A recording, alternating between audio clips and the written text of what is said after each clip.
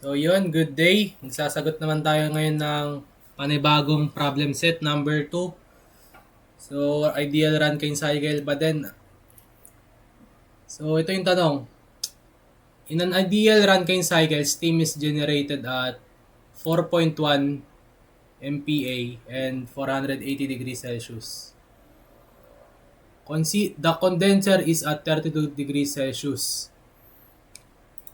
Determine the ideal pump work, the cycle thermal efficiency, and the steam rate. So dito naglatag na ako ng TS diagram, no? And yung schematic diagram natin. Ngayon, ilalagyan na lang natin to ng arrows. No, lagyan na natin ng arrows. Ito yung 1 to 2 yung turbine, papunta yun sa turbine. Papunta yun sa condenser dito sa 2 na to. And ito sa pump. And 3 to 4, ito palitan natin to, no? Palitan natin, gawin natin tong 4 para di kayo malito. So, ito yung schematic diagram. Dito, pupuntahin sa engine, bababa sa condenser, maglalagay ng liquid dito sa pump at babalik sa boiler. So, kunin natin yung steam table, no? Punta tayo sa 4.1 MPa and 480 degrees Celsius. Hanapin natin dito yung H1. So, at 0.1. Punta tayo sa 4.1 MPa.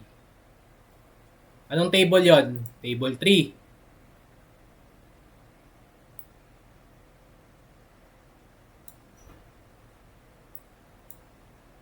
Check natin. Malayo pa yan 4.1.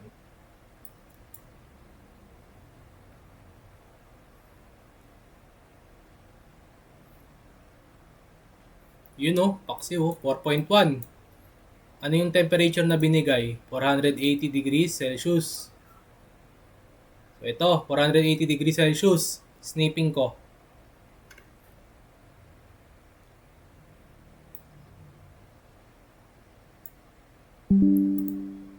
Paste ko dito. Ayan. Ayan. So ito yung value ng ating 4.1 MPa. Ito yung H1. Yung 3398.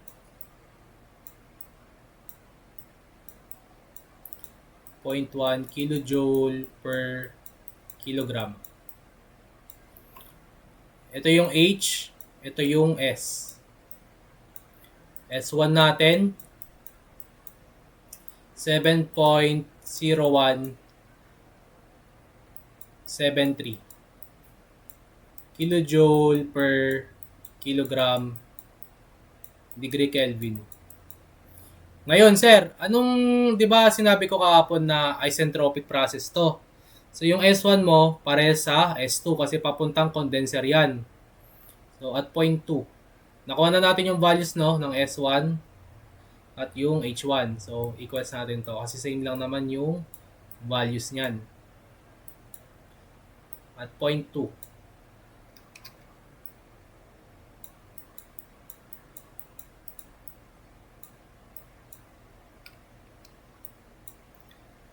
Kunin natin yung quality. So, ano ba formula ng quality? Diba, S2 is equals to SF plus X SFG. Meron tayo nito, SFG, tsaka yung SF. Pero pupunta muna tayo sa condenser na 32 degrees Celsius sa pressure, sa temperature table pala, sa table 1. So, hanapin natin yung 32 degrees Celsius at yung kakibat na pressure. Hanapin natin 32 degrees. So, ito, 32 degrees Celsius. Sniping ko.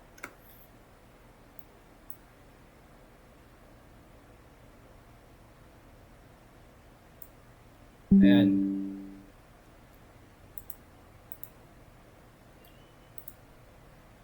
Lagyan natin yung values dito.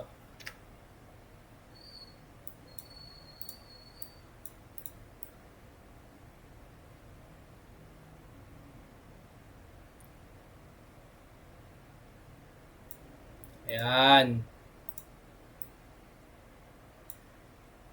Lakayan natin.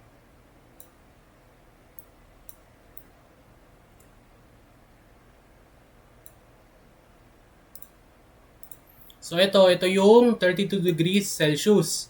Ito yung pressure. Ito yung VF. Kukunin natin yan para makuha natin yung work ng pump. Ito yung VG. Ay, wait. VG.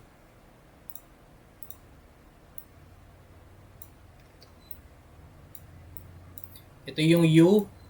Pero di natin kukunin yan yung U. Ito yung S. S, F. Ito yung SFG. SSG. HF. HFG. HG. Ayan. So, makukuha natin dito yung quality. Meron tayong SF, meron tayong SFG. So, solve natin. So, X, S, minus SF over SFG. So, solve natin yung S. So, anong S natin? Diba ito? 7.0173 minus SF na 0.4644 over SFG na 7.9483. Ayan. So, compute natin yung quality. 7.0173 minus 0.4644 over 7.9483. So, ang quality natin dito ay 0.4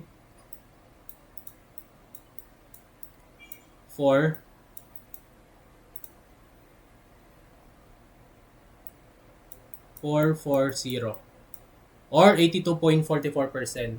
So, mahahanap na natin dito yung H2. Ano formula ng H2? HF plus X HFG. So, meron tayo nito, HF, ito, 134. Yung X na nakuha natin kanina, HFG, yung ito, 2457.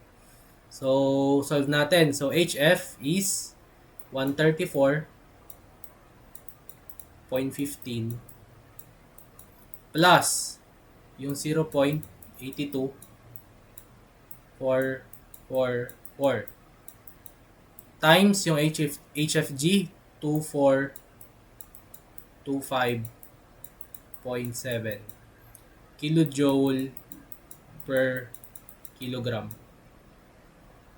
So, solve natin yung H2. Ano value ng ating H2?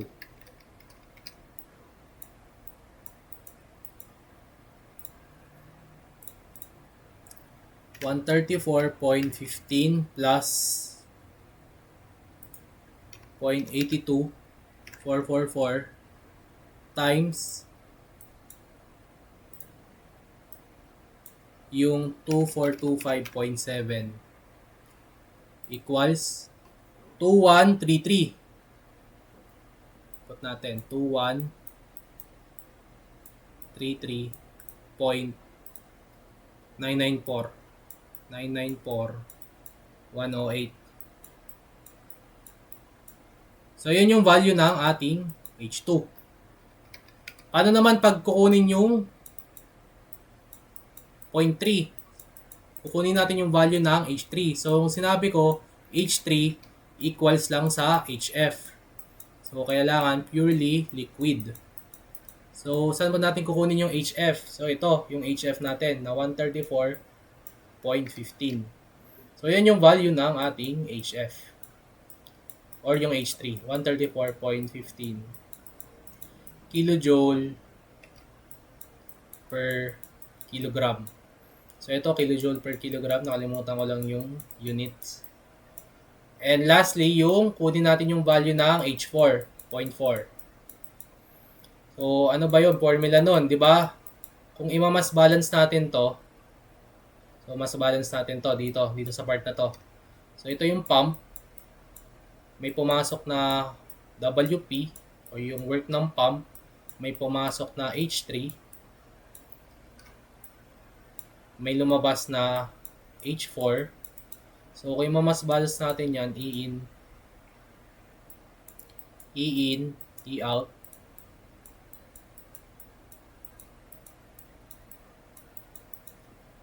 So, ano yung lumabas? Ayun yung mga pumasok. WP plus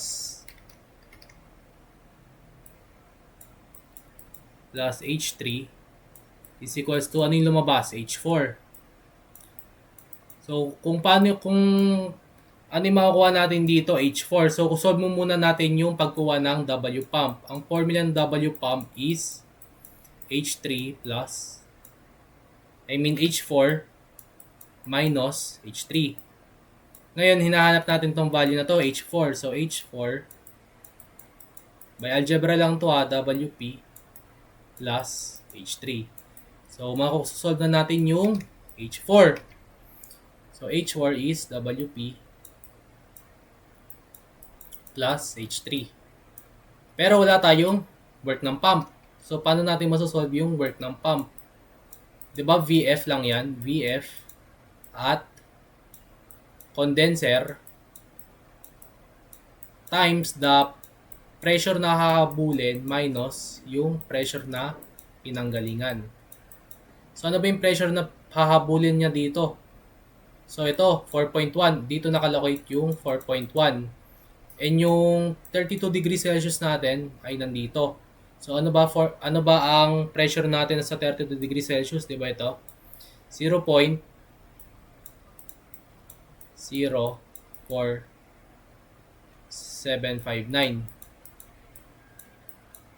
MPa. So, yung pressure na habulin niya ay yung 4.1. Yung pressure na pinanggalingan is yung 0.004. So, masosolve na natin yung WP. So, WP is equals to VF, yung ito, 1.005 at 32 degrees Celsius, 0.50 meter cube per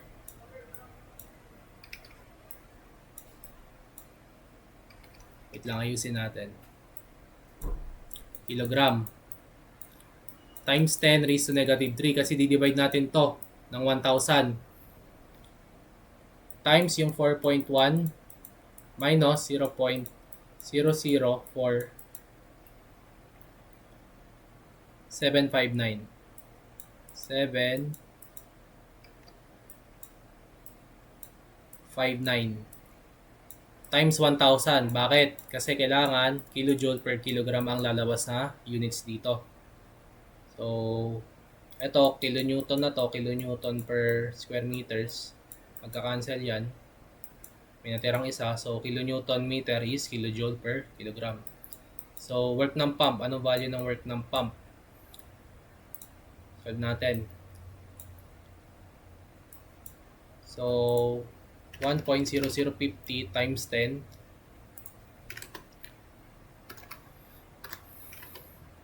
raised to negative 3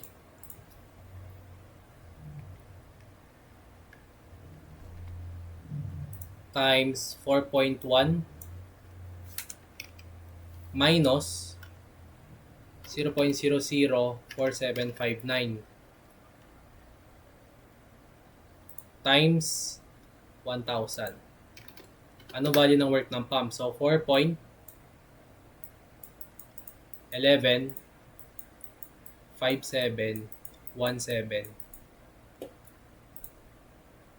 kilojoule per kilogram. So, check natin kung tama yung nakuha natin. So, yun, tama. Okay na tayo dito, no? Check na to. Yung ideal pump work, nakuha na natin yung value. So, next natin dito kukunin is yung cycle thermal efficiency. So, solve mo muna natin yung work turbine para makuha natin yung work net. So, work turbine. Dito magaganap yan sa H1 minus H2. So, try natin mag-mass balance dito. So, ito yung engine. Yan yung engine. May pumasok. H1. May pumasok. Work turbine. May lumabas. H2. So, paano makuha yung work turbine? E in, E out. Ano yung mga pumasok? H1 plus work turbine is equals to ano yung lumabas? H2. Tama, no? So, work turbine is H1 minus H2. So, work turbine is H1 minus H2. So, may values na tayo dito, no? May values na tayo ng H1 tsaka H2. 3398.1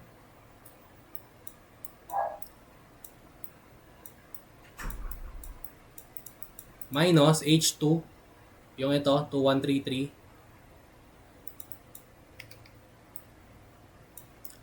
2133.994. 994,108 kilojoule per kilogram. So, ano value niyan? Compute natin. So, 3398.1 minus 2133.994,108. So, ang work ng turbine natin dito is 1264.105,892 kilojoule per kilogram. So, meron na tayong values ng WT tsaka W pump. So, solve natin dito yung work net. So, erase ko lang to, no?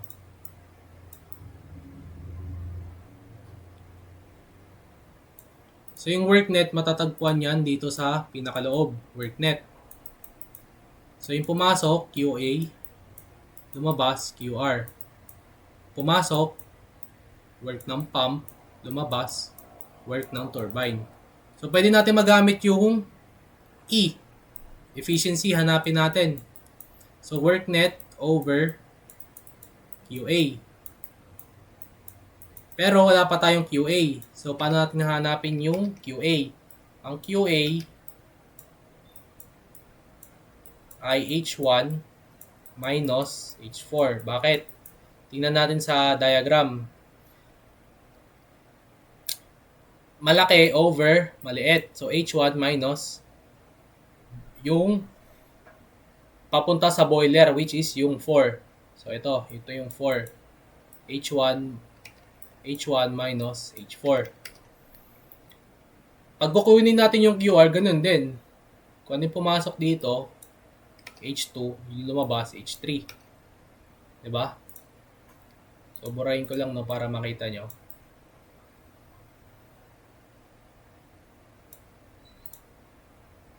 So, ito na, H2 minus H3. Ayan yung QR.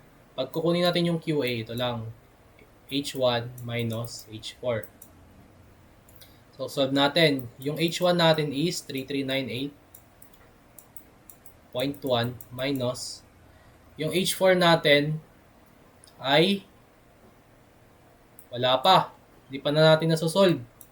So, meron naman tayong values na ito, di ba? Work ng pump. So, ang work ng pump natin pala ay 4.11. 5.717 plus yung H3 natin 134.15. So ano value niyan? 4.115717 plus 134.15. So ang value ng H4 natin ay 138.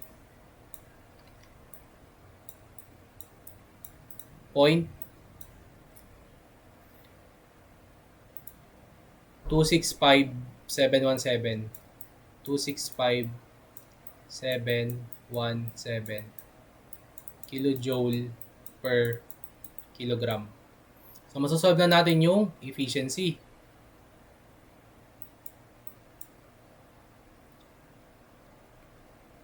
Ano value ng H4 natin? 138. So, 138.265.717 kilojoule per kilogram. So, 3398 minus 138.265.717. So, ang QA natin dito is 3259. 3259.834 to 83.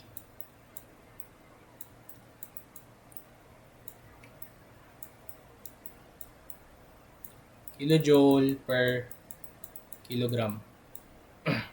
So, work net, meron na tayo dun, di ba? Work net. Paano kunin si work net? W net, WT minus WP. So, minus na lang natin, WT. Anong value ng WT? 1264. So, 1264.105.892 minus work ng pump ay 4.115717. Ito. So, ang work net natin dito ay 1259. 1259.990175. 990175 kilojoule per kilogram. So, salpak na lang natin to, no? Yung work net. So, 1251.990175. 990175 kilojoule per kilogram. Divided by QA 3259. 3259.834 283 kilojoule per kilogram. So, cancel. Ang matitira, percent. So, solve natin yung EC, cycle efficiency. So, 1250, ay gagi. 1259 pala to. Hindi pala 1251.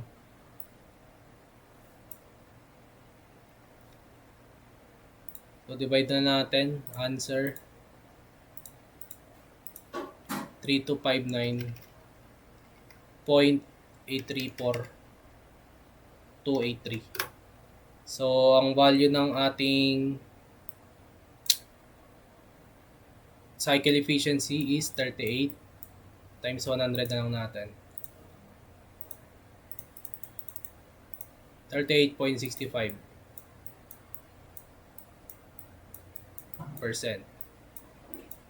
So, check natin kung tama tayo. So, yun, malapit. Okay na to. Check na natin to. Next, steam rate. So, paano kunin yung steam rate? Diba, ano lang yun? SR. 3,600 over work net. So, 3,600 over work net natin na 1259. 0.990175.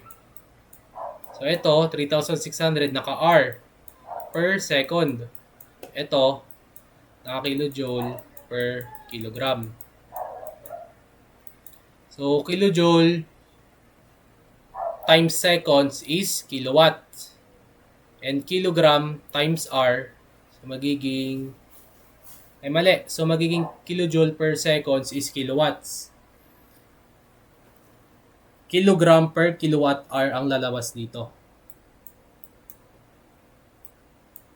So, solve natin, 3,600.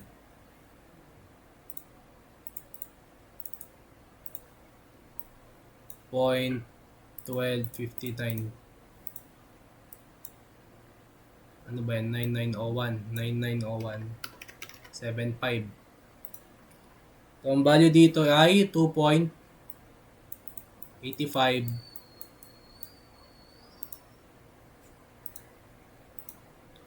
71 kilogram per kilowatt hour.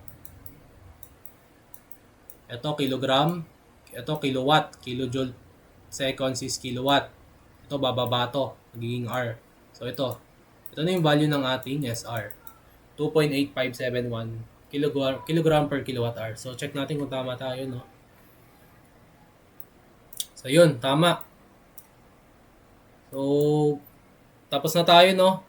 Tapos na yung ating full solutions.